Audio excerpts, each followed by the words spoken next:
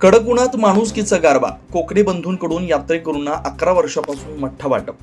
शिरोळ तालुक्यातील घोसरवाड परिसरात दरवर्षी ज्योतिबा चैत्र यात्रेनिमित्त कोकणी बंधूंच्या वतीनं राबवला जाणारा माणुसकीचा उपक्रम यंदाही उत्साहात पार पडला. कडक उन्हाळ्यात यात्रेसाठी जाणाऱ्या भाविकांना थंडगार मठ्ठा देत त्यांचा प्रवास सुखकर करण्याचं कार्य गेली तब्बल 11 वर्ष सातत्यानं सुरू आहे. कोकणी बंधूंची सासनकाठी क्रमांक 106 ज्योतिबा यात्रेसाठी गेल्यानंतर एसटी स्टँड परिसरात तसेच रस्त्यावरून जाणाऱ्या प्रवाशांना अडवून त्यांना थंडगार मठ्ठ्याचा प्रसाद दिला जातो. या उपक्रमाचं नेतृत्व सुरेश कोकणे यांनी आपल्या कुटुंबियांचं केलंय.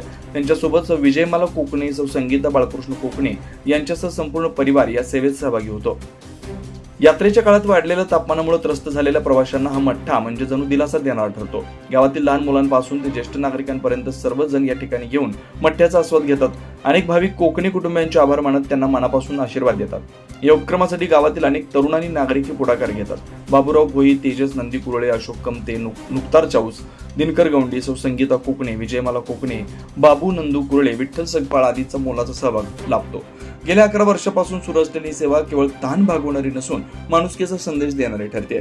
कडक उन्हात थंडगार मठ्ठ्याच्या माध्यमातून कोकणी कुटुंबियांनी जपलेली परंपरा परिसरात कौतुकास्पद ठरते. समाजासाठी प्रेरणादायी उदाहरण बनली आहे. शिवार न्यूजसाठी प्रतिनिधी बाळासू कोकणे.